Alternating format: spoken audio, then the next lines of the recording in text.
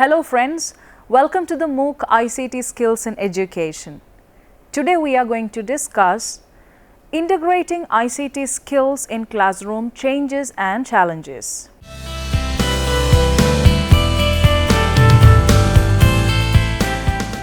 Information and communication technology has become within a very short time one of the basic building blocks of modern society. Many countries have now begun understanding the importance of ICT and mastering the basic skills and concepts of it as part of the core of education. Organizations, experts and practitioners in the education sector have recognized the importance of ICT in supporting educational improvement and reform. When two technologies are converging together, they will generate some great opportunities and challenges. The use of ICT skills in education makes teaching learning process effective and interesting. To know the impact of ICT in education, we need to know two basic things: ICT and education. The ICT is an umbrella term that includes any communication device or application encompassing radio, television, cellular phones, computer and network hardware and software, satellite systems and so on, as well as the various services and applications associated with them, such as video conferencing and distance learning. When such technologies are used for educational purposes, namely to support and improve the learning of students and to develop learning environments, ICT can be considered as a subfield of educational technology. Education encompasses teaching and learning specific skills and also something less tangible but more profound, the imparting of knowledge, positive judgment and well-developed wisdom. Education has, as one of its fundamental aspects, the imparting of culture from generation to generation. Education means to draw out, facilitating realization of self-potential and latent talents of an individual. It is an application of pedagogy, a body of theoretical and applied research related to teaching and learning, and draws on many disciplines such as psychology, philosophy, computer science, linguistics, neuroscience, sociology, and anthropology. In the view of ICT, education can be classified into three main categories: e-learning, blended learning and distance learning. On the basis of lessons learned from best practices around the world, there is no other formula for determining the optimal level of ICT integration in the educational system. Significant challenges that policymakers and planners, educators, education administrators and other stakeholders need to consider include educational policy and planning, infrastructure, language and content, capacity building and financing. Integrating ICT skills in classroom. Attempts to enhance and reform education through ICTs require clear and specific objectives, guidelines and time-bound targets, the mobilization of required resources and the political commitment at all levels to see the initiative stage. Some essential elements of planning for ICT are a rigorous analysis of the present state of the educational system. ICT-based interventions must take into account current institutional practices and arrangements. Specifically, drivers and barriers to ICT use need to be identified, including those related to curriculum and pedagogy, infrastructure, capacity building, language and content, and financing. The specification of educational goals at different education and training levels, as well as the different modalities of use of ICTs that can best be employed in pursuit of these goals. This requires the policy maker an understanding of the potentials of different ICTs when applied in different contexts for different purposes, and an awareness of priority education needs and financial and human resource capacity and constraints within the country or locality, as well as best practices around the world and how these practices can be adapted for specific country requirements. The identification of stakeholders and the harmonizing of efforts across different interest groups. The piloting of the chosen ICT-based model, even the best design models or those that have already been proven to work in other contexts, need to be tested on a small scale. Such pilots are essential to identify and correct potential glitches in instructional design, effectiveness and the like. The specification of existing sources of financing and the development of strategies for generating financial resources to support ICT use over the long term. Now, challenges with respect to teacher preparation. Various competencies must be developed throughout the educational system for ICT integration to be successful. Teacher professional development should have 5 focus areas: skills with particular applications, integration into existing curricular changes related to the use of IT, including changes in instructional design, changes in teacher role, and underpinning educational theories. Ideally, these should be addressed in pre-service teacher training and built on and enhanced in service. In some countries like Singapore, Malaysia and the United Kingdom, teaching accreditation requirements include training in ICT use. Will ICTs replace the teacher? In fact, with the introduction of ICTs in the classroom, the teacher's role in the learning process becomes even more critical. What can and should change is the kind of role that the teacher plays. The role of students in turn also expands, and since ICTs can open up the classroom to the outside world, the community can also play a new role in the classroom. As learning shifts from the teacher-centered model to a learner-centered model, the teacher becomes less the sole voice of authority and more the facilitator, mentor, and coach, from sage on stage to guide on the side. The teacher's primary task becomes to teach the students how to ask questions and pose problems, formulate hypotheses, locate information, and then critically assess the information found in relation to the problems posed. And since ICT enhanced learning is a new experience even for the teachers become co-learners and discover new things along with their students. Both formal and informal roles as teachers of their peers and younger students, sometimes even of their own teachers and students from different schools, subject matter experts, parents, community and business leaders, politicians and other interested parties also become involved in the learning process as resource persons, critics and mentors. They also comprise a public and hopefully critical audience for students' work published on the web or through other media. Yet many teachers are reluctant to use ICTs, especially computers and the internet. Some of the reasons for this reluctance are poor software design, skepticism about the effectiveness of computers in improving learning outcomes, lack of administrative support, increased time and effort needed to learn the technology and how to use it for teaching, and the fear of losing their authority in the classroom as it becomes more learner-centered. These are all issues that must be addressed by both pre-service teacher education and in-service teacher professional development programs if schools and other educational institutions are fully exploiting the potential of computers and the internet as educational tools at the in-service level. ICT teacher professional development should be long-term, teacher-directed and as flexible as possible. For many underqualified, overworked and underpaid teachers in developing countries, effective adoption of ICTs hinges on being given continuous opportunities to learn what they need to learn based on their specific circumstances and experience when they have the time to learn it.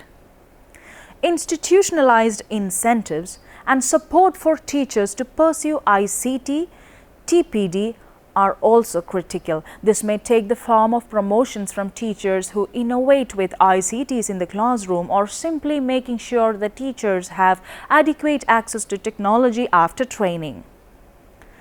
Education administrators play a key role in ICT integration in education. Many teacher or student-initiated ICT projects have been undermined by lack of support from above.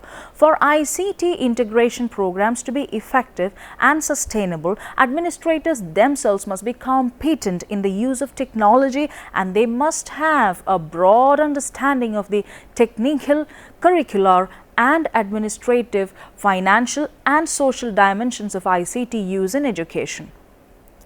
Technical support specialists are essential to the continued viability of ICT use in a given school. Integrating ICT in education is not an easy task, as it requires a wide range of support, including higher management and teachers. Therefore, it is necessary to properly convince them for their support, and for this task a leader is required. Leadership is necessary before, during, and after project implementation. Before the project is initiated, leadership is needed in order to explain the model, the concept, and create awareness during the project. Leadership is needed to manage, change, and support the project, and after the project, it is needed to pledge the required adaptability and flexibility of the initiative. The present age is the age of technology, whereby technology plays a key role in daily lives. This also includes the education system. There are endless possibilities within the integration of ICT in education system. The use of ICT in education not only improves classroom teaching learning process, but also provides the facility of e-learning. E-learning has rendered convenience of online learning to thousands of learners who cannot avail the benefits of higher education due to several constraints such as time, cost, geographical location, age, etc. ICT has enhanced distance learning. The teaching community is able to reach remote areas, and learners are able to access qualitative learning environment from anywhere and at any time. It is important that teachers or trainers should be made to adopt technology in their teaching styles to provide pedagogical and educational gains to the learners. Challenges in integrating ICTs in education. Infrastructure-related challenges. A country's educational technology infrastructure sits on top of the national telecommunications and information infrastructure. Before any ICT-based program is launched, policymakers and planners must carefully consider the following. In the first place, are appropriate rooms or buildings available to house the technology? In countries where there are many old school buildings, extensive retrofitting to ensure proper electrical wiring, heating, cooling, and ventilation, and safety and security would be needed. Another basic requirement is the availability of electricity and telephony. In developing countries, large areas are still without a reliable supply of electricity, and the nearest telephones are miles away. Policymakers should also look at the ubiquity of different types of ICT in the country in general and an educational system in particular. For instance, a basic requirement for computer-based or online learning is access to computers in schools, communities, and households, as well as affordable internet service. In general, ICT use in education should follow use in society, not lead it. Education programs that use cutting-edge technologies rarely achieve long-term success. It's cheaper and easier to introduce a form of technology into education and keep it working where education is riding on the back of large-scale developments by governments or the private sector. The television works for education When it follows rather than precedes television for entertainment, computers in schools can be maintained once commercial and private use has expanded to the point where there is an established service industry. While considering the opportunities associated with ICT enhanced education, it can be said that ICT enhanced education is better than a simple education, but there are many challenges which hamper the exploration and exploitation of its opportunities. In view of integrating ICTs in education, have following key challenges. Language and content. English is the dominant language of the internet. An estimated 80% of online contents is in English. A large proportion of the educational software produced in the world market is in English for developing countries in the Asia Pacific, where English language proficiency is not high, especially outside metropolitan areas. This poses a serious barrier in maximizing the educational benefits of the World Wide Web. Even in countries like Philippines, Malaysia, Singapore and India, where English is the second language, it is desirable that teaching and learning materials preferably be developed in the local languages. Teachers with ICT skills. Lack of teachers equipped with ICT skills is another problem for the use of ICT in education. The institutes where ICT is going to be integrated in education, first of all, their teachers must be well trained in ICT tools in education. Before going to teach students, teachers must know about how and when to use ICT tools to achieve particular purposes. Change management. Managing the change is one of the biggest problems, as teachers do not want to accept change easily. Change management issues must be addressed as new work practices, new ways of processing and performing tasks are introduced. In general, a large number of teachers in educational institutes are non-ICT proficient and resistant to change. Research has shown that the strategy of adding technology to the already existing activities in institutes and in the classroom without changing habitual teaching practices does not produce good results in student learning. The reason for this is due to the fact that the vast majority of teachers are not proficient users of technology, especially computer technology. A number of studies have shown that most teachers consider the two main obstacles to using technology in pedagogical practices to be a lack of resources and training. Opportunities of integrating ICTs in education. Modern universities and institutes have a mission to make teaching-learning process effective and interesting. Study of use of ICTs in education reveals the following opportunities. Improved teaching-learning process. The traditional way of teaching-learning process can be made more effective and interesting by using information and communication technologies. For example, when a teacher uses audio, video or PowerPoint presentations in his or her lecture, the whole class becomes more attentive about the lecture. Such activities also help the students to understand the things easily. Increased availability of study materials. In traditional learning system, students and teachers are limited to get knowledge on a particular topic through printed materials only. But use of ICT facilitates them to get variety of study materials on a particular topic using internet from anywhere and at any time. Support for distance education and e-learning.